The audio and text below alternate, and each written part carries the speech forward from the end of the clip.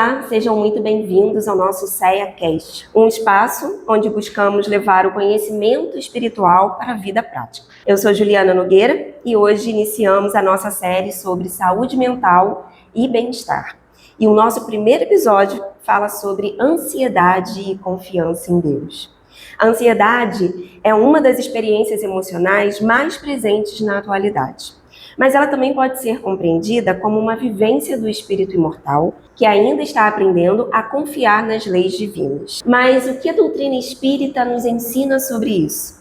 Para aprofundar esse assunto, hoje eu recebo Leise Linhares. Leise, seja muito bem-vinda. É uma honra ter você aqui comigo, viu? A honra é minha estar aqui com todos vocês. Então vamos lá, vamos começar com as nossas perguntas sobre esse tema tão complexo e tão importante para todos nós. Sob a ótica espírita, Leise, como podemos compreender a ansiedade e como ela impacta o espírito imortal? Então vamos lá. A ansiedade, ela é um processo natural no momento evolutivo que a gente está vivendo. Então, isso quer dizer o seguinte: todos nós somos ansiosos. Mas existe a ansiedade natural e a ansiedade patológica. Vou dar um exemplo aqui na Casa Espírita. Há alguns anos, eu venho dirigindo a reunião pública de terça-feira, 20 horas, no Salão Francisco. E uma das tarefas dos dirigentes é convidar expositores para realizar a tarefa, né?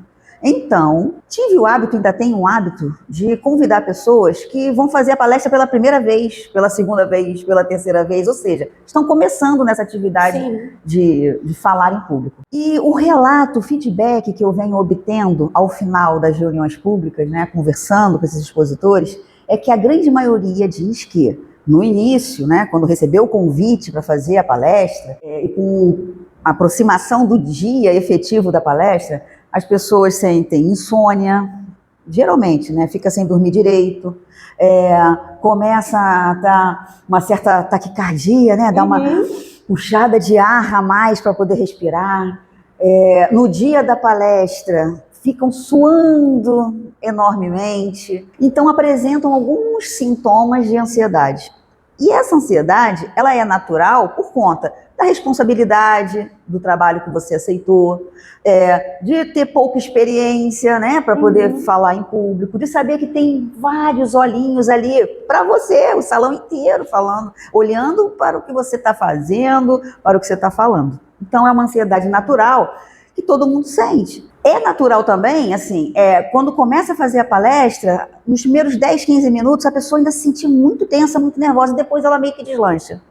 Quando termina a palestra, né, eu sempre pergunto, pego esse feedback, e a grande maioria diz: olha, parece, a sensação é que eu tirei 500 quilos das minhas costas, mas eu tô bem, tô feliz com o que eu fiz. Legal.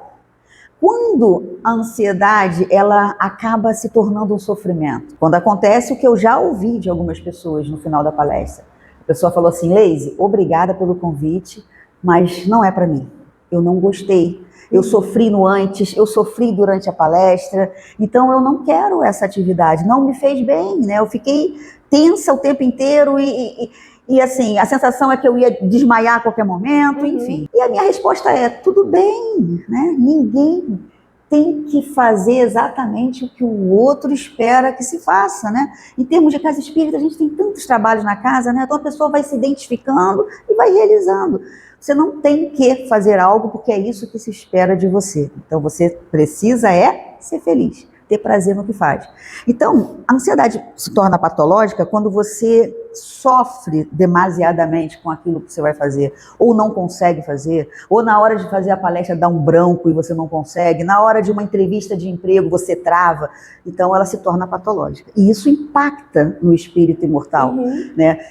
Você viver em sofrimento vai prejudicar o seu desenvolvimento nessa encarnação. Então, a gente vive num mundo ainda muito competitivo, né? Um mundo ainda muito egoísta. Então, é como se fosse um empurrão para você entrar numa crise de ansiedade. Sim. É isso que está acontecendo.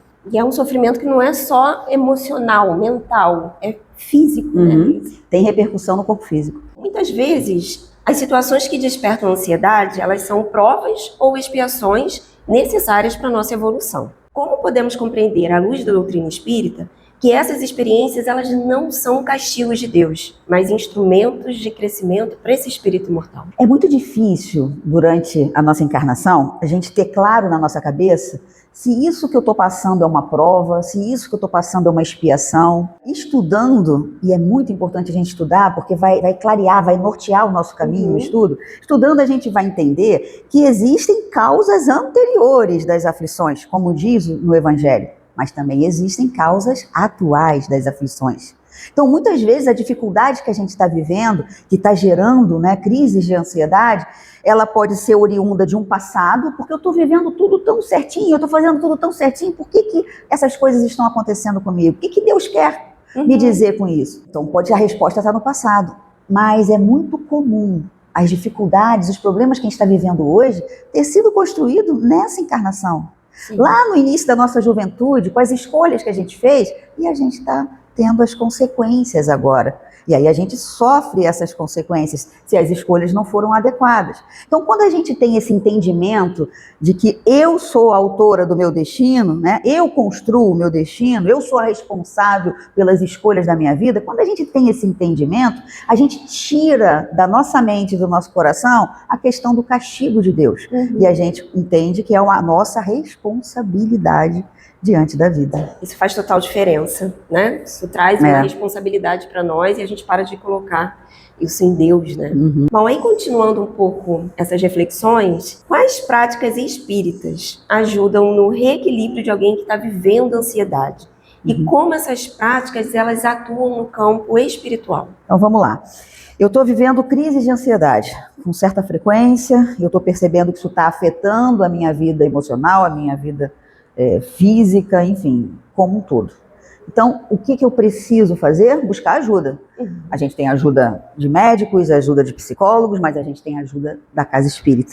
Então, quando a gente busca a casa espírita para um tratamento espiritual, a gente passa pelo atendimento fraterno, tem um acolhimento dos trabalhadores que estão preparados para receber as pessoas. Desse acolhimento, a gente vai assistir as palestras, e assistir a palestra é um recurso para aprender a lidar, a entender essa ansiedade à luz da doutrina espírita. Então, a gente termina a palestra, a gente sai daqui pensando, refletindo, o que é aquilo que eu escutei, como eu posso colocar isso na prática da minha vida. Quando a gente recebe o passe magnético, é uma terapêutica espírita, né? Quando eu recebo o passe magnético, eu vou receber uma energia boa, né? Vai ser dispersada a minha energia em desequilíbrio, eu vou receber uma energia boa. E isso vai fazer com que eu possa elevar um pouco, né, os meus pensamentos, as minhas vibrações, e deixar o meu amigo espiritual se aproximar de mim. Quando eu saio da casa espírita após o passe, após a prece, que é um excelente recurso também, eu saio da casa espírita em excelentes companhias espirituais. Agora, se eu vou manter essas companhias ao longo da semana ou não, novamente, são as minhas escolhas, né? Exatamente. Então, assistir palestra, tomar o passe, fazer a prece, não precisa decorar palavras bonitas, orações feitas, não precisa. Fala com o coração, e aí você aproxima os amigos de você e você vai elevando mentalmente e vai dissipando os desequilíbrios que você vem construindo na mente, né? O culto do evangelho no lar, né? Então são práticas, são terapêuticas que a doutrina espírita fornece, né, para que a gente possa sair de situações difíceis, né? Sim, e é muito legal você trazer isso, porque a gente sabe que isso tudo também leva, né? Quando a gente começa a melhorar, ao estudo da casa. E você já comentou aqui que o estudo também faz total diferença para esse quadro, né? Exatamente. Em termos práticos, que atitudes diárias ajudam o espírito a atravessar esse período com mais serenidade? Vamos lá, vamos imaginar que você está começando a entrar numa crise de ansiedade. Quem já viveu a crise de ansiedade sabe que ela começa assim, devagarinho. É uma respiração que começa a puxar, é uma coisa ruim que você sente aqui no peito, né? É um suor que não é de calor. Às vezes é frio até, né? Exatamente. Então você começa a sentir os primeiros sintomas da crise. Então, eu vou fazer um exercício com você, se você me permitir. Claro. Eu vou fazer um exercício com você que eu sempre indico para quem está começando na crise, né? O que pode fazer? O exercício é o seguinte: você vai olhar agora para o seu lado direito. Tá. Olha e relata para mim o que você está vendo. Fala em voz alta. Tá. Então eu estou vendo você sentada numa cadeira, atrás tem um vaso de plantas amarelas, aí mais para cima tem uma escada que vai para o Salão Kardec, e atrás tem a imagem de Jesus. Beleza. E do seu lado esquerdo, relata para mim o que você está vendo. Do meu lado esquerdo aqui tem uma porta que vai para a sala de cura, temos um corredor, nesse corredor tem várias janelas, lá na frente tem já a entrada para o Salão Francisco de Assis. Tá. Ao longo desse momento em que você ficou narrando, falando em voz alta, tudo que você estava vendo ao seu redor, você pensou em ansiedade? Não, fiquei preocupada em ver os detalhes do ambiente. Então, o seu pensamento foi todo envolvido na tarefa que você tinha de narrar o que você estava vendo, não é isso? Quando a pessoa está no início de uma crise de ansiedade e ela começa a fazer isso, ela está sozinha, fala em voz alta, não tem problema. Ela está sozinha, ela começa a narrar, ela vai saindo da angústia da crise e vai se concentrando no que ela está vendo, e isso ajuda a sair da crise. Enquanto ela está narrando, falando o que ela está vendo, o coração vai desacelerando, vai voltando para o ritmo normal, e quando ela acaba de fazer esse exercício, de um modo geral, ela sente um alívio. Né? Então, essa é uma dica para quem costuma viver crises de ansiedade e fazer. Ah, mas eu estou num ambiente com outra pessoa. Então, você fala mentalmente, olha para um lado e vai falando para você mesmo que você está narrando. Dá para você fazer isso sozinha ou com pessoas ao seu redor. É um excelente exercício para você diminuir essa questão da ansiedade. Sim. A ideia é sair desse foco do que está acontecendo aqui dentro para ir para fora, né? Se desconectar um pouco daqui, né? Exatamente. Eu já escutei de pessoas também falando sobre ir para uma janela, olhar para o céu, lavar o rosto. Exercício de respiração, deixa o ar entrando, segura uns 3 segundos, já vai. Também o coração ele vai desacelerando. Sim. É legal. São exercícios simples, né? E que dá para todo mundo fazer. A gente às vezes não dá valor para isso. Já indo para a nossa última pergunta, podemos dizer que a ansiedade, quando compreendida espiritualmente, ela deixa de ser apenas o sofrimento e se transforma em oportunidade de fortalecimento da confiança em Deus? Sim. E eu trago novamente a Casa Espírita como um grande exemplo disso. Quantas e quantas pessoas chegaram aqui no Humildade Amor? Eu vou falar do Humildade Amor porque é a casa que eu trabalho, frequento, que eu amo, que eu tenho as minhas experiências, né? Quantas e quantas pessoas chegaram ao Humildade Amor de cabeça baixa, em preto e branco, sem cor, né? Sem brilho. E aí o percurso dessas pessoas foram tratamento espiritual, começar a estudar a doutrina espírita, tem alta do tratamento, se interessa em fazer parte de um trabalho voluntário. E aí a gente vai acompanhando, né, o desenvolvimento dessas pessoas dentro do Humildade Amor, e a gente vê que ela chegou de um jeito e hoje ela vive com brilho, com alegria, com objetivo de vida, né, que é fundamental para a gente construir a nossa felicidade e se libertar das amarras, dos vícios, das dores, dos desequilíbrios. Então, pessoal, a dica que eu dou, que eu deixo aqui como mensagem final, persistam em buscar se tornar uma pessoa melhor, se cuidar, se enxergar, né? Venha estudar a doutrina espírita, venha fazer parte da família Humildade Amor, ou qualquer outra família religiosa que te faça se ligar a Deus, né? Aqui na doutrina espírita a gente também dá dicas de boas leituras. Eu gosto muito da Joana de Ângeles, porque ela tem uma série de livros psicológicos que falam sobre esses assuntos. 2 livros que eu indico para quem quer conhecer um pouco mais, né, sobre a ansiedade e as terapêuticas para você se libertar da ansiedade, O Homem Integral e Conflitos Existenciais. São 2 livros muito interessantes que abordam essa questão de você se conhecer e você se tornar pessoas melhores. Mas tem outros, tem autodescobrimento, tem o ser consciente. Então é você embarcar nessa viagem para dentro de si e ter a coragem de se conhecer e se tornar uma pessoa melhor.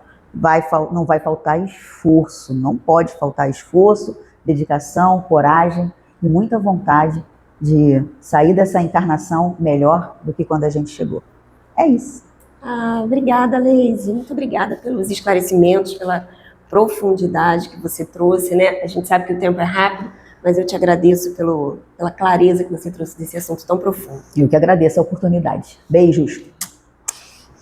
Bom, Que possamos lembrar que nenhuma prova acontece sem finalidade educativa em nossa vida e que Deus permanece conosco sempre. Se você que nos ouve está vivendo um tempo de ansiedade, que essa reflexão traga serenidade e confiança.